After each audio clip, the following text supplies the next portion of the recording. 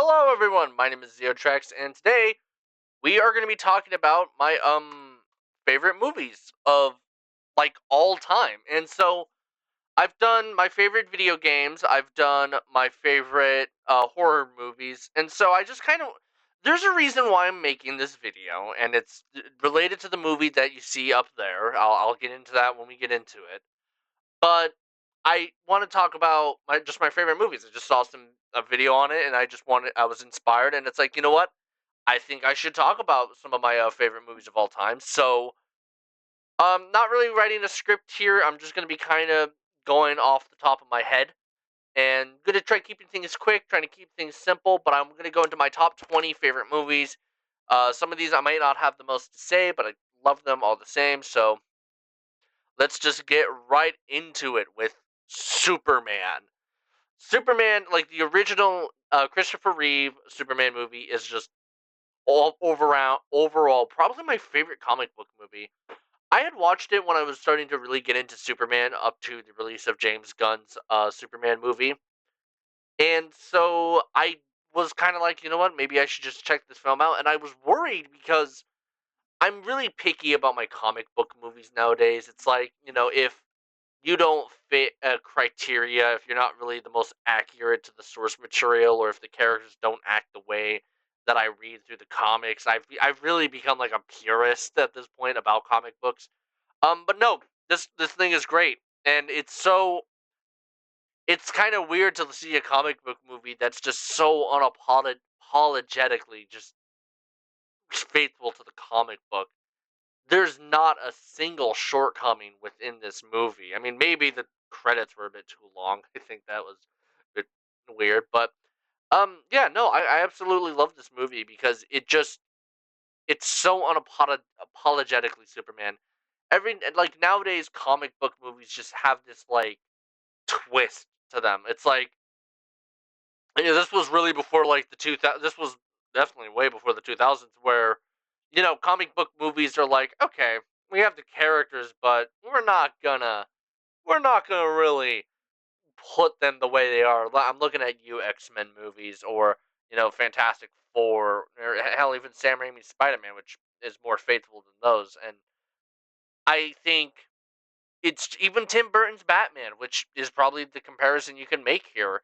I don't really have the best taste in those movies because it doesn't fit with who I think of Batman as. But Superman the movie is just, these characters from the comic are the characters on screen, and it's also just really, it's just well made. I love Christopher Reeve as Superman so much. The way he can just snap and switch into this bumbling kind of, I don't want to say moron, but this sort of bumbling, lighthearted uh person as Clark Kent, and then take off his glasses, straighten up his shoulders, and he's just a completely different person. It's so well made, and I absolutely love it. And I think it's definitely one of my favorite comic book movies just of all time, because Superman movies for the most part kind of suffer. I like Superman 2. I did like Superman 2. Um and I think that's a great movie. But like, and then like for a bit we got Superman 3, Superman 4, Superman Returns, and then Man of Steel, which is a movie that I really don't like anymore. And then Superman 2025, which I thought was pretty good. Uh and definitely much better, but I just think this is just unbeatable. Classic. Nine, on the other hand, so Nine is a movie that has always stuck with me because of what it did to me when I was little. I wouldn't say I was necessarily traumatized by it, but it was something that really fascinated me. Because I had yet to see an animated movie go this dark, to actually just kill these characters off in such a horrific way. And I love the atmosphere and the aesthetic and tone of this movie, just so dark and cringy, and just like at the time, I don't think you've really seen anything other than this, and just the contrast to like other animated movies. And so that's why when something like this exists, I appreciate it a lot more because animated movies, like, this isn't a kid's film. Like, sure, I saw it as a kid, and it's not anything that, yeah, you wouldn't show your grandma, but I think it's definitely, it definitely stuck out with me. I think the visuals for the time are great. I love the soundtrack. Welcome Home by, I'm trying to remember this band, whatever. I absolutely love and adore the vibe and aesthetic and tone. And this movie's number 19 just because it's 9, released in 2009. So, moving on to the Transformers the movie. I absolutely love Transformers. I am a I've always been such a massive Transformer fan, and while I don't I don't hate all the Michael Bay movies necessarily. I fucking, there is one movie that I absolutely just fucking dislike, and that's Age of Extinction. Maybe after this I'll go to the worst movies in my opinion. But the Transformers the movie is just something that really just keeps sticking with me, and it's actually getting a 40th re-release, which I'm excited to see. I love this movie. I think it is the peak of the original Gen 1 Transformers because the Gen 1 Transformers cartoon is really cheesy. You know, you'll watch it and it's like, okay, whatever. You watch it and it's like, okay, this is cool, but this is the absolute peak of it, of these characters where so many iconic moments are born. And I really disagree with that sentiment that the movie falls off after Optimus Prime and everyone else dies because no, there's still a pretty good movie following after. Hot Rod is a character that I don't think is the most liked, but I liked him. And Rodimus Prime, I think Unicron is absolutely fantastic. I wish they'd use him more, and I love Galvatron. The animation is also fantastic. I cannot wait, and I hope to see that 4K re-release later this year. But yeah, no, it really is just the peak of Transformers, and has just always stuck with me. It's something I watched at a young age. I was shocked that they killed off like Optimus Prime, and love it. Absolutely beautiful movie. And so up next is the Iron Giant, another one that I'm gonna kind of keep short here because I sort of threw this one in just to round it off to 20. But this was my favorite movie when I was little, and it's that sort of emotion and just the whole, like, it feels so unique. It doesn't really feel like any other animated movie. I love the animation. I love it. I love this movie, and I cried when the giant died. I think it's just an absolutely flawless classic that I rewatched a whole lot when I was little. So yeah, just gonna move on just because that's all I really have to say. The original Alien is another. I'm gonna try and think of other ways to say it. I love the Alien films. I did a review on Alien Earth, and the original 4 movies, I love. I just think what Ridley Scott did here with all of this, like, just this spectacle and scale, and some people, I just think it's a really well, solid horror movie. I love the xenomorph and whatnot, and just the fact that it has a final girl who's not, because an issue with horror is that final girls run away and scream, and well, not putting it like that, but it's kind of like they become like quote unquote damsels. That we have Ellen Ripley, who's just an absolute badass. I just think everything relating to this movie is great, and just the sort of cosmic horror of it, seeing the engineer and just this dread in space, and the practical effects as well. Again, for the xenomorph and the chest burster and all that, I think aged super well, and I love it a whole lot. Now, I'm a massive fan of Star Wars. I am an absolutely huge fan of Star Wars. And so I'm just going to put my favorite film of the franchise, Empire Strikes Back. This is where so much of the series I think was really refined because A New Hope was good. A New Hope was great. But so much of the movie was so much of what was established in the first movie was really like toned up and like refined in the second one. It's just again, I don't think of like any flawlessness with the movie. It has the "I am your father." It has the "I love you." I know the Wampa. Luke's journey through this movie as trying to learn the Force and being trained with Yoda. I just think it's again an overall flawless movie that just again just doesn't have any shortcomings and really stuck with me when I was little and is my favorite Star Wars. This is peak Star Wars in my opinion. You know, I've always loved Star Wars, and despite my feelings towards the series now, I'll still always love it. I'll still always have this strong love for this series and just this strong love and appreciation for like the original 6 films even. Like I know the prequels aren't the best, but like looking back them, they have a good story but not good writing, if that makes sense. Whereas, the sequels, I didn't even hate Force Awakens, and I kind of feel bad for the sequels looking back at it now. Are they good movies? No, but it's like, in everything that we're getting now with the series, it's like I'd rather they built upon what the sequels had established, which wasn't the best, rather than just recycle the same old things. Spirited Away, this is another movie that I actually have physically, I think. It's on my shelf right there, I believe. Spirited Away, this is probably one of the only Ghibli films I've ever seen.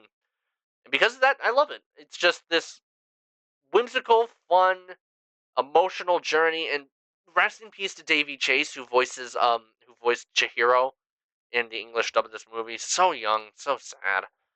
Um, but yeah, this movie really gets to me. It really tugs at the heartstrings. I love the animation. I love the art style. This is probably Miyazaki. I haven't seen much, but I'm just gonna say this is Miyazaki's best work, and that sort of magic and whimsy, and sometimes comfort in some of the characters. I absolutely adore this movie. It's funny. It's whimsy. Yeah, I love Spirited Away. Uh, Rocky Horror Picture Show. This is one that's been in my head a lot recently too. The Rocky Horror Picture Show is so weird. It's so odd and strange, and because of that, I love it. It has such. I am. I love the soundtrack for this movie. It's absolutely beautiful, and it is such an. It's empowering. It's such an empowering movie because it's not scared of being gay. It is a pretty openly gay movie, and I love Tim Curry as Frankenfurter, and again, the soundtrack is absolutely amazing, and the whole weirdness of the movie really lends itself. I just love that this movie was able to exist because it was at a time when being gay was considered wrong, and here we go with this man in just fishnets and a corset and just his underwear with lipstick and pearls on, and absolutely love it. It's a homage to the classic universe. It's classic horror movies of its time, and I just think like I saw the live show and its impact that this thing has had on people is exponential, and I just think absolutely beautiful. And it's so empowering and it makes it feel worth it. Speaking of musicals, I think one of just my favorite musical of all time is Little Shop of Horrors. I absolutely adore. It's so charming. It's such a charming movie that I've rewatched over like 1,000 times in my life. I could probably quote this movie line by not probably like by line by like scene by scene and whatnot. I just absolutely I've been saying absolutely a lot. What am I, Scott Snyder, absolute Batman? The practical effects for the Plant Audrey 2 is just absolutely God. It's just phenomenal, and just like the music again is great. It's done with my head, but the performances, everything is so campy. I love the grungy dirty look of Skid Row. I love Rick Moranis. He's such a charming guy. And that's just, yeah, again, I love the music. The soundtrack is absolutely phenomenal. And this movie has just stuck with me. And I've been so obsessed with it. And I love it. um, A Silent Voice. This is another movie that has really been with me. And I saw it on Netflix when I just wanted to watch something anime. And yeah, I liked it, but then I rewatched it with my friend, and it hits. It's a movie that really connects with you, and really just, um, it's a movie that really relates because of the main character, Shota, I believe. Shoya. Because, yeah, Shoya, it, you can relate to him, especially if as someone who wants to get better, but it feels as if the world isn't letting you get better. It feels as if people just look at you for the things that you did and not the things that you're doing. And the animation is beautiful in the soundtrack, which I absolutely love, and I've cried to that soundtrack before. The Just the story of redemption and just trying to fix the wrongdoings of your past. The movie is long; it's a bit long in my opinion. I just It's emotional, and I love it. And yeah, gonna move on before I cry. American Psycho. So this is another. This used to be one of my favorite horror movie, but since then that I've moved on from that. My favorite American Psycho is a movie that I kind of explained it a bit more in my favorite horror movies of all time. That I think really got ruined by just how people view it. Patrick Bateman's not supposed to be cool. He's not. He's a fucking loser. I actually have the book on my shelf here. Um, but I think Christian Bale as Patrick Bateman is absolutely hilarious because he's so pathetic, but he's so, I don't want to say charming, but he's so I don't want to say charismatic either, but I think you know what I'm trying to say. He's so like enthusiastic, and the movie's also really funny as well. And I think it serves as a really great commentary that goes over a lot of people's head of toxic masculinity and people in that kind of space where he thinks he's better than everyone. He's just a bastard. Moving on to Into the Spider-Verse. Into the Spider-Verse is a movie that I can just throw on anytime and sit there and watch it, and I never get bored. Time just flies past because of its I just appreciate it so much because it's probably the best Spider-Man movie. If we're going to count it alongside the live action stuff, because in my opinion the best Spider-Man movie is Spider-Man 2. But I think this movie is just absolutely phenomenal. The animation, we see it a whole lot now, and I know some people are getting kind of tired of it. I'm not. I still love that animation style, the whole 2.5D, the sort of, because it's still unique and different, and where things are trying to be so realistic or stylized, or not stylized, but like the kind of Disney or Pixar are just kind of, you know, um, I'm trying to think, just like that kind of generic animation style that we see a whole lot and still see. I don't know why people are not. I don't know why they're not. But the animation in this movie, I mean, was phenomenal for the time, and it still is. And I love. I would put Across the Spider Verse here, but I just think Into the Spider Verse is more solid because it's a more completed story. Across the Spider Verse is a completed story. Don't get me wrong, but there's still like a part two, which I'm excited for. That finally comes out next year. Either way, I mean, this movie also made me love the character of Miles Morales, who is Spider Man, and just it really also helped that character out a whole lot more because before he really was just sort of another Peter Parker. He has different powers, sure, but Here, it gives him his like personality of like graffiti and that's swagger, yet exaggerated swagger. God, that really separates him from Peter and really helped tune him into his own character and the journey that he goes on through of becoming Spider-Man, becoming his own thing. I love, and I just beautiful movie. Also has a great Stan Lee cameo after, especially after he passed away.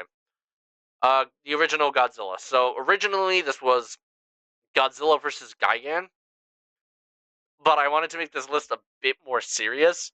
It's the original Godzilla. I love Godzilla.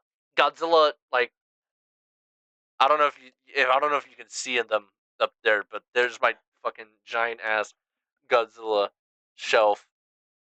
Absolutely love and adore Godzilla, and I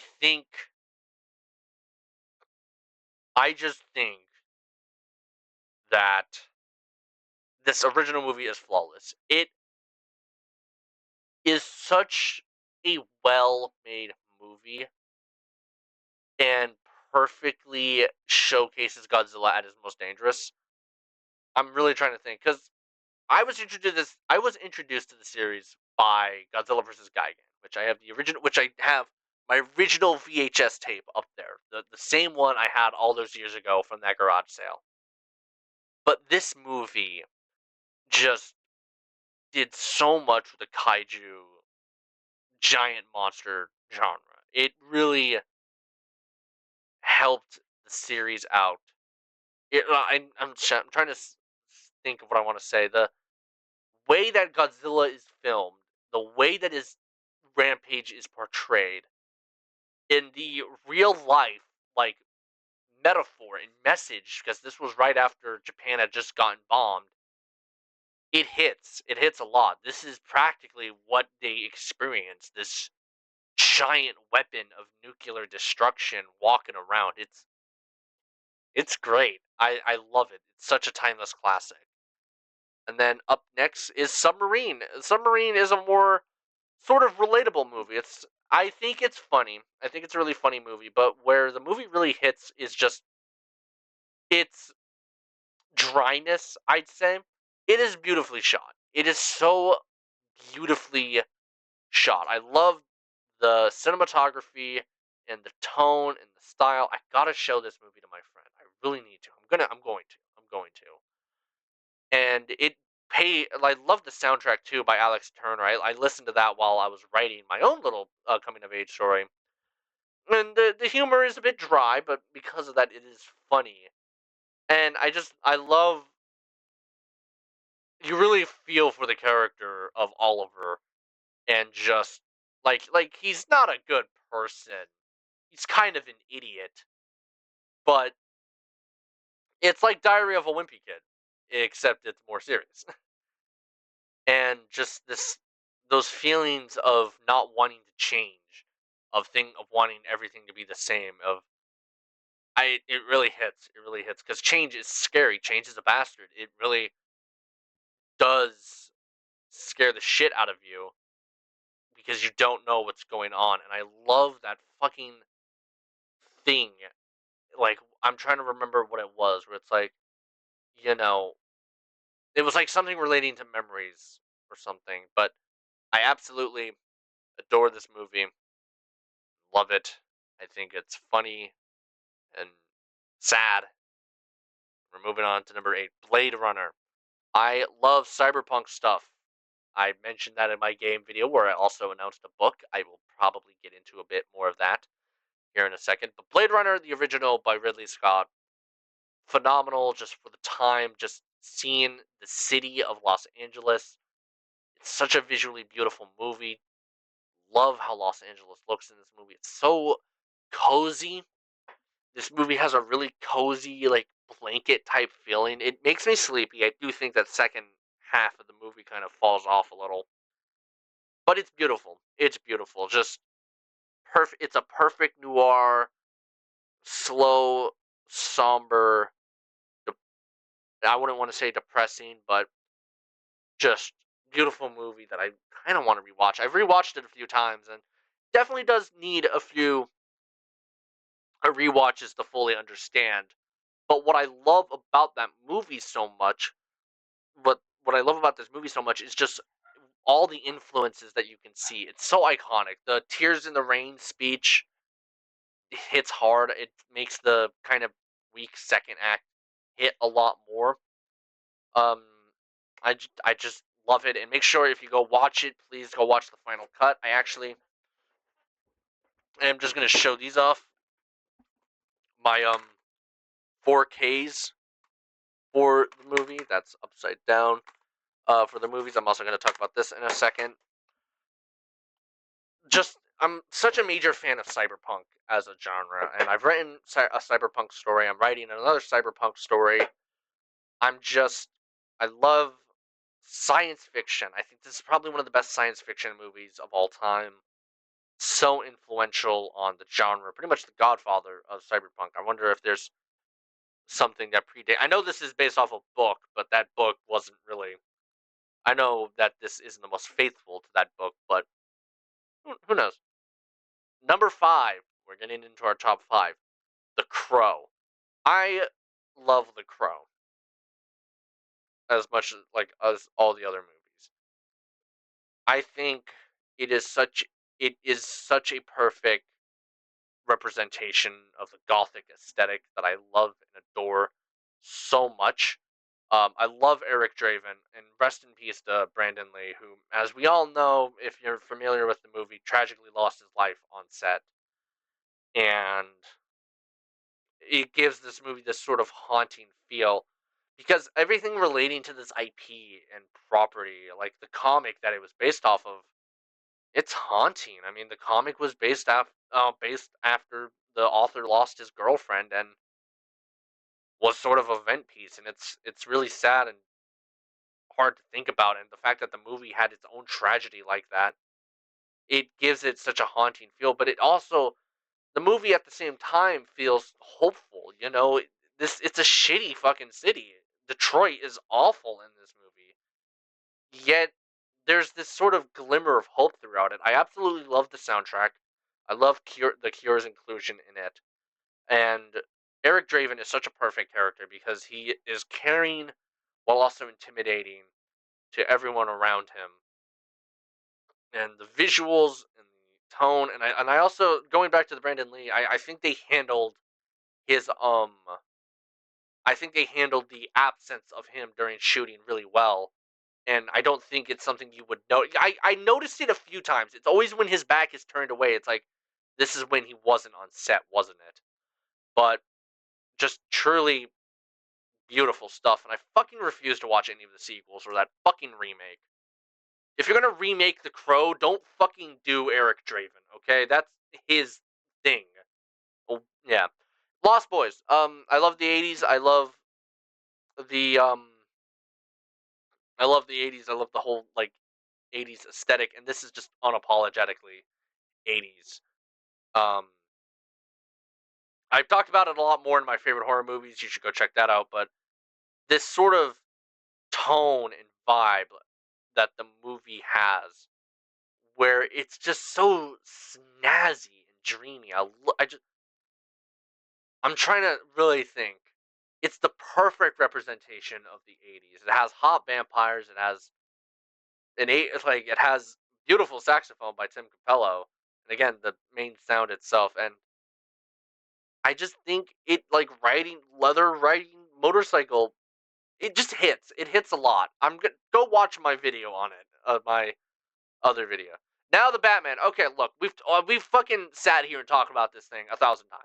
Keeping it very simple, keeping it very straight, and just gonna. I love this movie because it's what Batman is.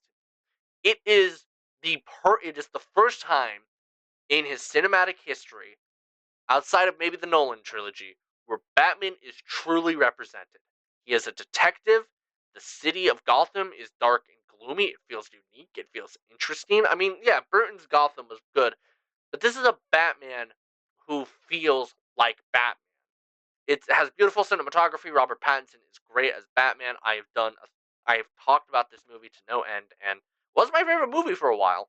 And I'm so excited for part 2, which I wanted to do a video on, but I think that ship has sailed. I still might, but The Batman Part 2 is great. Now, I love Blade Runner, but I love 2049 a whole lot more. Because 2049 just feels flawless to me. Even though it's long. It's long. It's much longer, much slower. It still it retains that sort of hold on. I don't want to see that guy on my screen. Fuck you. Um it still has such a beautiful vision. What I love about the visual style in this movie is that Blade Runner in the original, the Los Angeles in the original, looked like a city you would want to live in. Honestly, it was dark, it was grungy, it was dystopian. This city fucking sucks. You don't want to live in this city, do you? No. And I love Ryan Gosling as Officer K. I love Ryan Gosling so much. He's my favorite actor. I loved him in Project Hail Mary.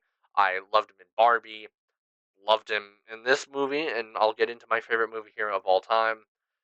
Just the soundtrack as well, and Kay's relationship, Kay's feelings in loneliness and isolation is just so beautiful to watch. I just love. Like, it sucks that he doesn't do those roles anymore because I think that's when he's at his best. But it makes sense. I still like him outside of that, but I absolutely adore Ryan Gosling, and I think Harrison Ford's arc as Rick Deckard in this movie is great. Again, cinema visually, this movie is fucking beautiful, especially if you watch it on 4K. The colors pop out a whole lot more, and obviously the movie has the fucking best scene. You look lonely, I can fix that. And on 4K, that shit's beautiful. It pops out a whole lot more. Whenever you see a video of that scene, it's not as good looking as the 4K. I'm telling you. She pops out a whole lot more. She's a lot more of a darker pink. The blue is a lot more deeper. It I don't know what it is, but the screen looks a whole lot more pink when she's on. You'll probably see it. Just go look it up. I don't know if I'm gonna edit this, but that scene is beautiful. I love Anna de Armas in this role, and that her inclusion just makes me fucking sad and miserable. Like, damn, Kay, that's all you have. But I just think this movie takes what the original did and modernizes it greatly. So excited for Blade Runner 2099, and I hope to God that 2033, the Annapurnal interactive game, did not get canceled. It might have, and I'm so upset that it might have. I'm so looking forward to that thing. But let's talk about the reason why I made this video and what I want to talk about. So first things first, I will be right back.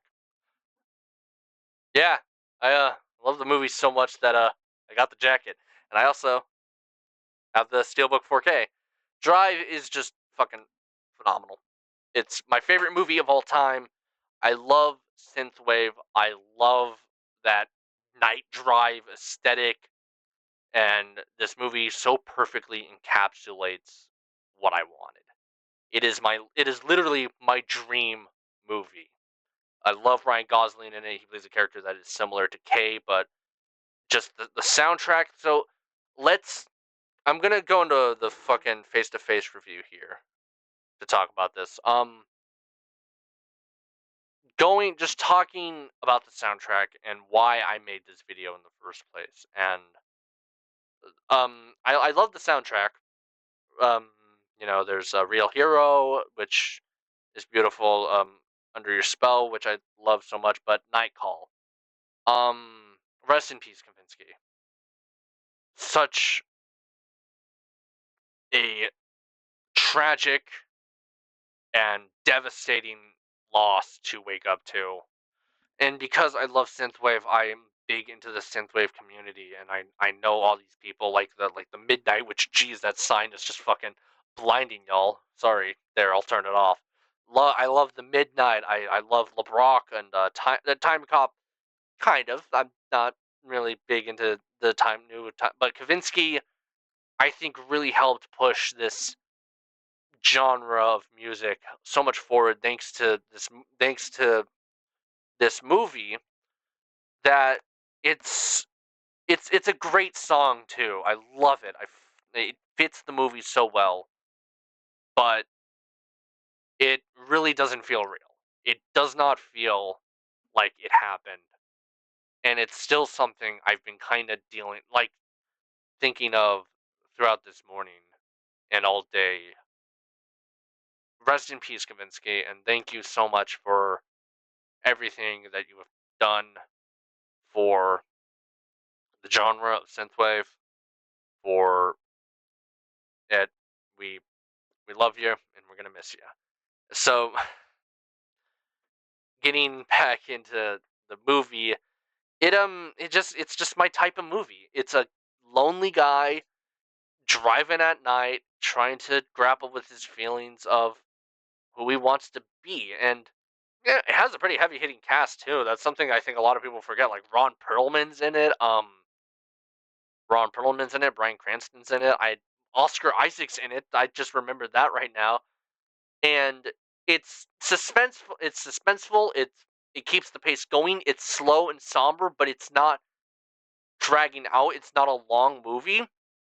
But it really all just boils down to the fact that this is just my dream movie. That opening sequence, the title card, followed by Kavinsky's score, Kavinsky's music. It it hits, and I love it. And this jacket is getting really itchy. I have the gloves, and I also have the glasses. Um, you want to see the scorpion? There it is on the back, right there. I just think this movie, like a guy in a jacket driving at night, that's what I love. But also, just visually, I think it works. It also helps that there's a really cool fact about this movie, and it's the fact that this is the last movie to ever feature the fluorescent light bulbs of LA.